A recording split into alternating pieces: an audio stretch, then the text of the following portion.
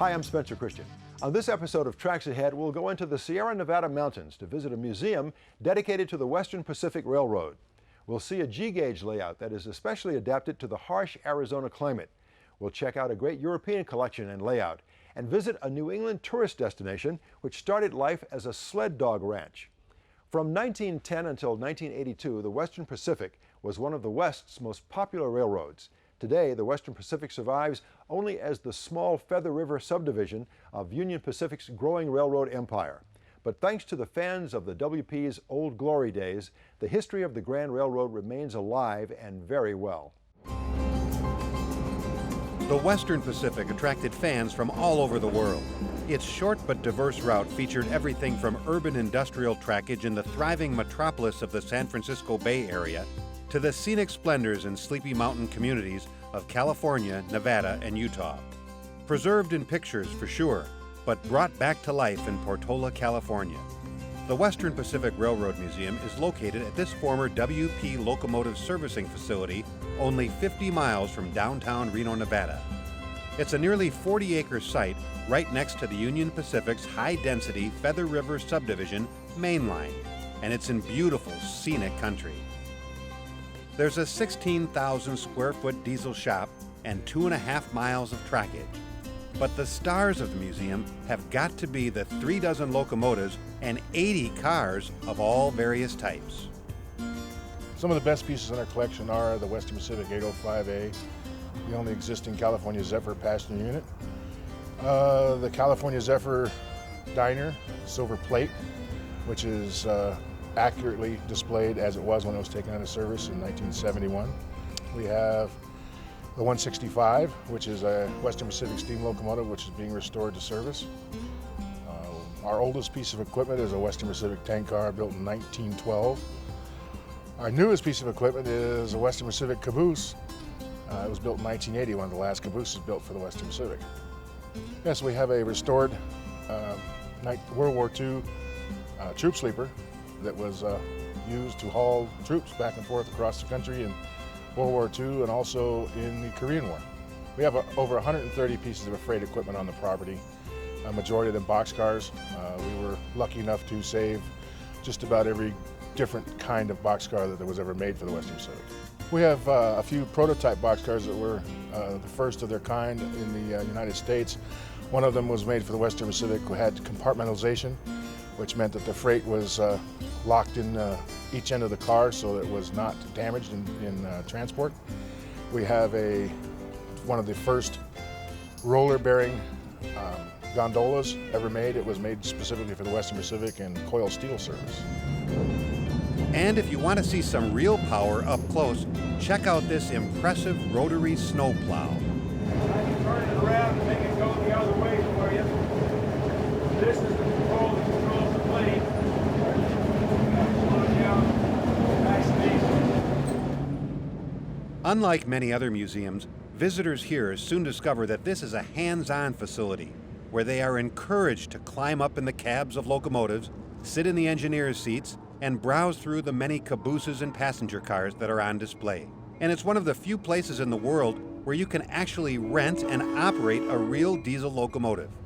The tremendously popular program allows you to run the locomotive on the museum grounds under the close supervision of your own private instructor. The rental locomotive program here at the Western Pacific Railroad Museum was started in the early 1990s by one of our former directors who has since passed away. He thought it would be an interesting, novel idea to allow people from the general public to run a locomotive around our property. It was initially received with some skepticism by some of our former railroad employees here, but we did opt to try it, and since we've been doing it in the last 18 to 20 years, it's been a very popular program and a very good moneymaker for the Railroad Museum.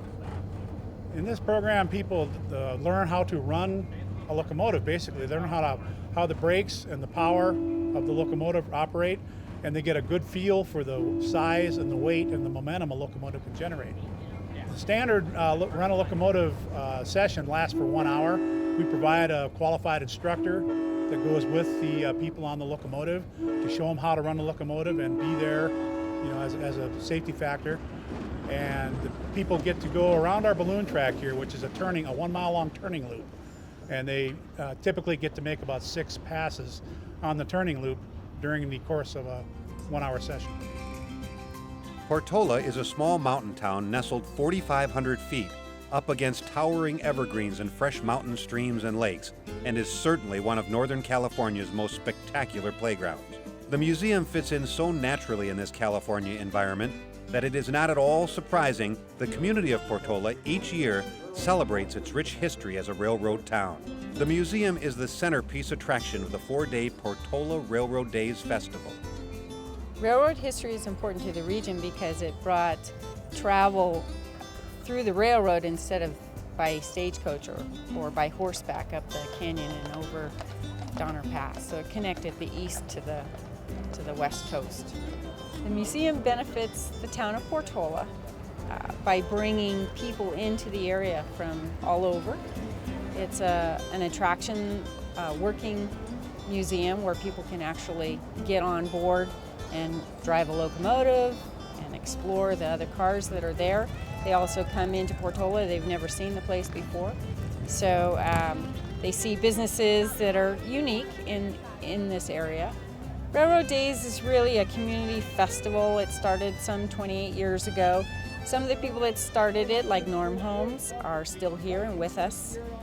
It's a celebration of the history of the railroad and the town of Portola.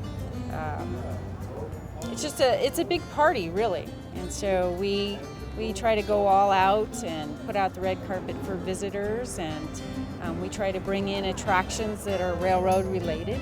If we bring in a train of 500 people and they're eating in our restaurants and staying at our local lodging and that sort of thing, plus they're shopping locally, several $1,000s. This is a big boost to the larger Portola community area. The Western Pacific Railroad Museum truly lives up to its slogan as an unforgettable family experience.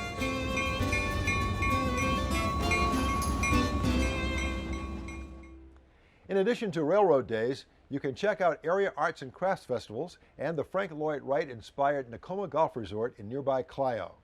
Now let's visit with a husband and wife who have built a wonderful garden railroad.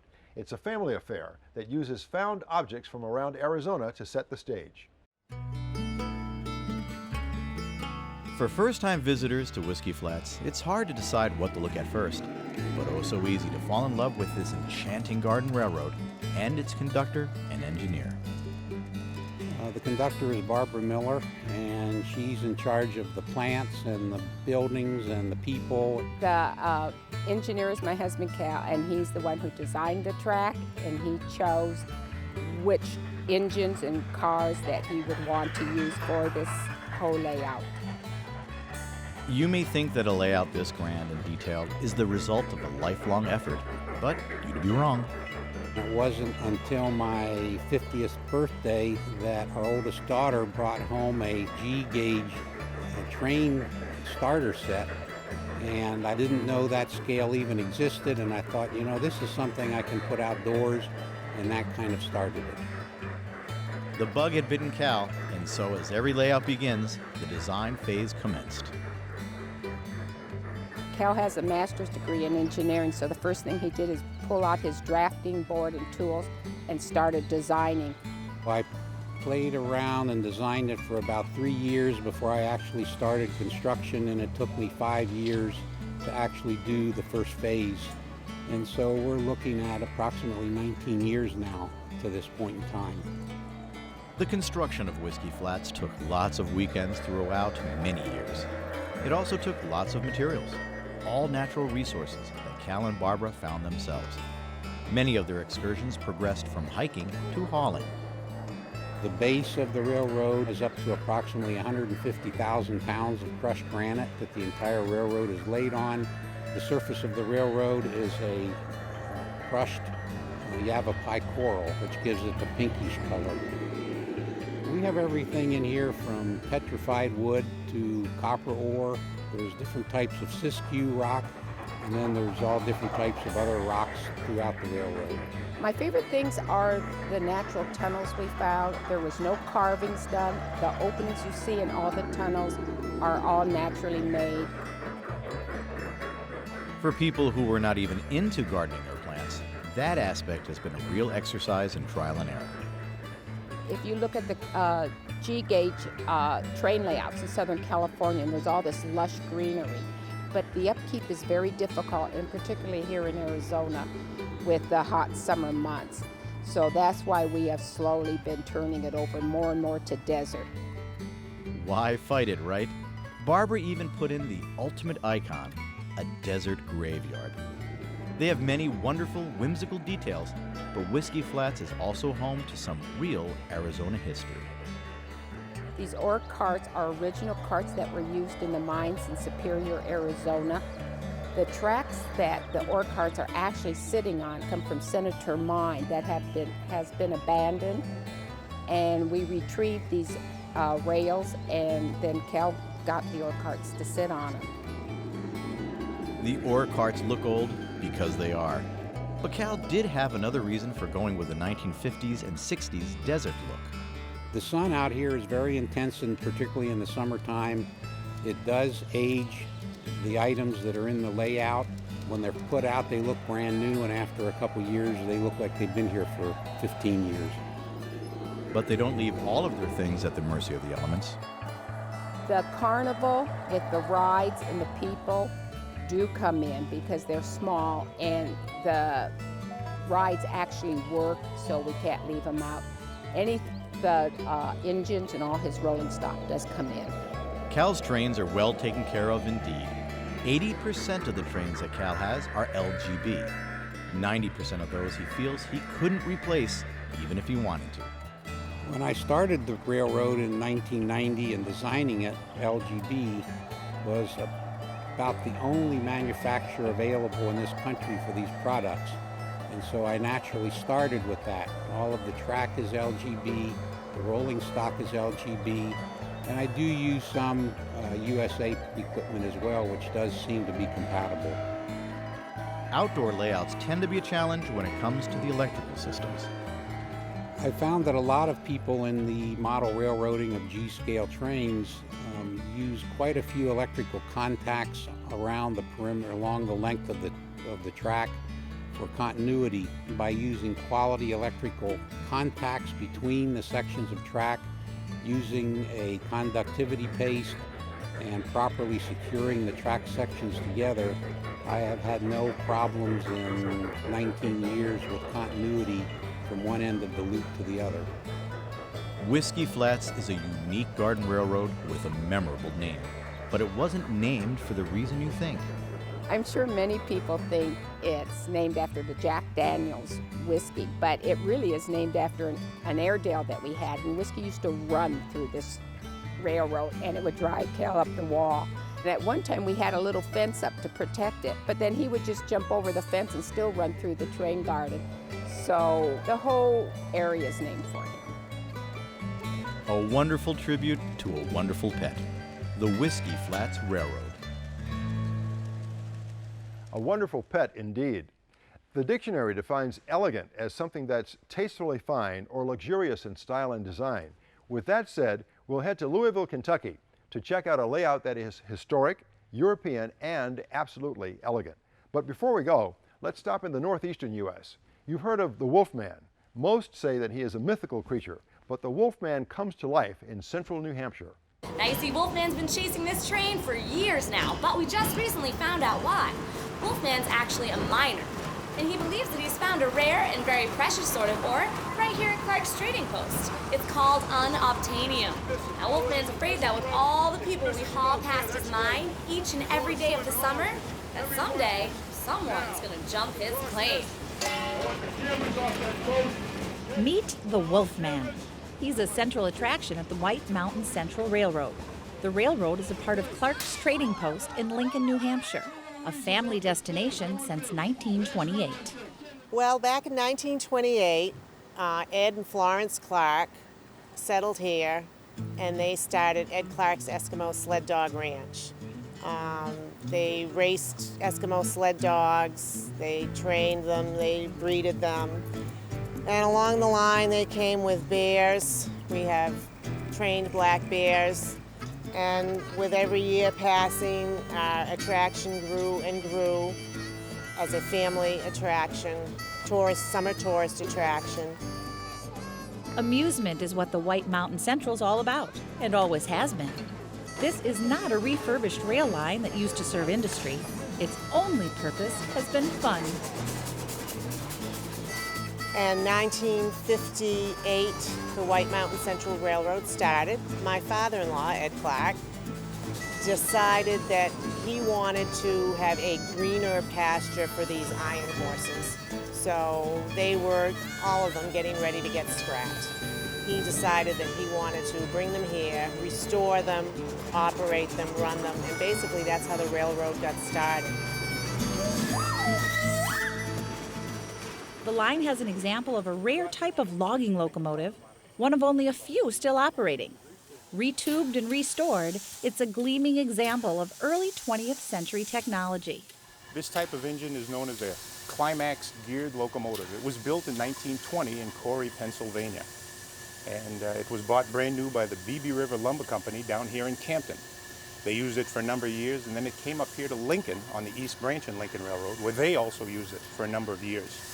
It went into retirement inside an open building, semi-open building, and we bought it in 1951. It wasn't until 1976 that we retubed this engine, pins, bushings, went right through it mechanically, and it started running again on the White Mountain Central Railroad. We converted it from coal to wood, and the main reason for that is that we don't have any coal mines up here, but we have plenty of wood. During the course of a day, a good engineer will burn between 1/2 and 3/4 of a cord of wood. Today, the White Mountain Central Railroad is the only railroad that runs an authentic steam engine through an authentic covered bridge. And it's certainly the only railroad that continues to anger a wolfman. Well, in 1973, we had our engineer, Dave Clark, and I was up in the woods more or less hauling wood down for the engine. And I had an old Model T snow machine to haul the wood out of the forest.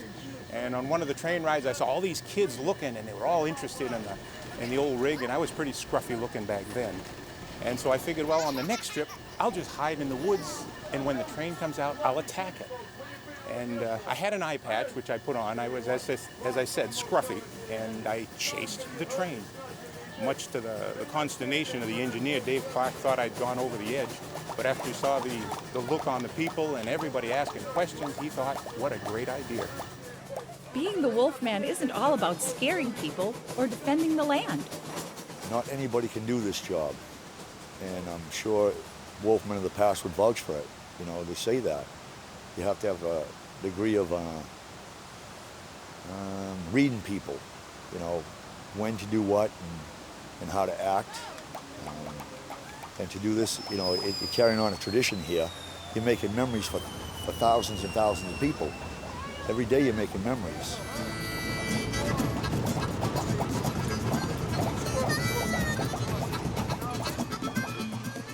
Clark's Trading Post offers more than just the train and the wolfman. There's a wealth of family entertainment. This is a destination for many, many families in the New England area and actually all throughout the country. We're a family business. We're on 4th generation that is working with us. Families come here for just wholesome family entertainment. We have a variety of things for them to do on their summer vacation days. So visitors will find Segway rides, bumper boats, climbing walls, trained bear shows, and a Chinese circus act. But the theme that seems to override it all is the steam train. And, of course, the Wolfman. This ride would absolutely not be the same without the Wolfman. The Wolfman really adds an extra pizzazz, I guess you could say. It really makes it fun for all, especially the kids who are running out there. They get to scream at the Wolfman. It gives them something to do rather than just sit there and look at what's around them.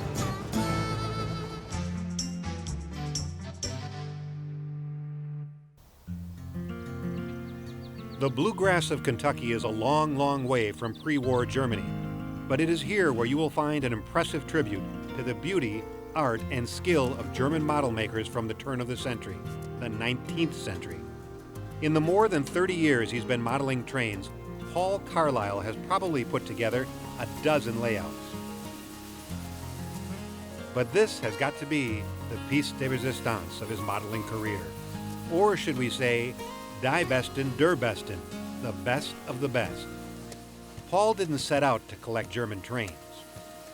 Originally, he was looking at American trains. I'd been accumulating them since the 70s. And when looking for accessories to go with some of the American trains, I ran across a couple of different pieces that I'd not recognized from Europe. I liked the design of them, I liked the detail, I liked the size of them, and as it turned out, I ended up mixing with the American, and then next thing I knew, the European trains had taken over. Many of these pieces are nearly a century old. The trains themselves run in anywhere in the time frame from 1895 through about 1935. What I liked about it was the detail. They had a lot of playability to the toys. If you go look inside them, you'll see little benches and chairs, and take a look at some of the other stations we have here. We've got restaurants and more than just a building sitting by the side of a track. These were designed to be actually toys that could be played with, that they could simulate the work of the railroads running through Germany and through Europe at that time. You have little ticket counters that actually will distribute the tickets, so they can actually simulate a train ride from city to city and actually issue the tickets and play conductor and play engineer. I like it because not only does it give you the colors, but the emboss gives you the feel of the brick. The roof lines look like roof lines from the German periods. You've got somewhat of a naivete in the overall sizing of some of these buildings. If we tried to work a scale, you'd find some of the people be 8 feet tall. Some of the buildings would be way out of proportion to the trains that they support. But the overall effect is that it's an absolutely wonderful toy for the time.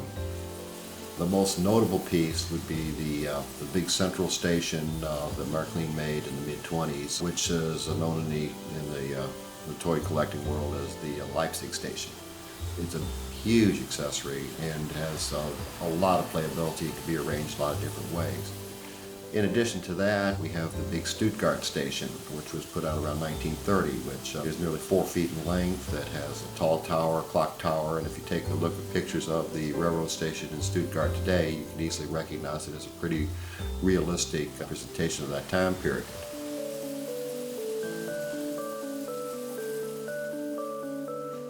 I have a bridge from Bing, which is called the Tower Bridge, which has several flags on top, and the trains run through it. I've got just a lot of different looks as far as freight accessories go. I have 2 roundhouses, and having the luxury of having some space has allowed me to show a good representation of a freight yard as well as a town square.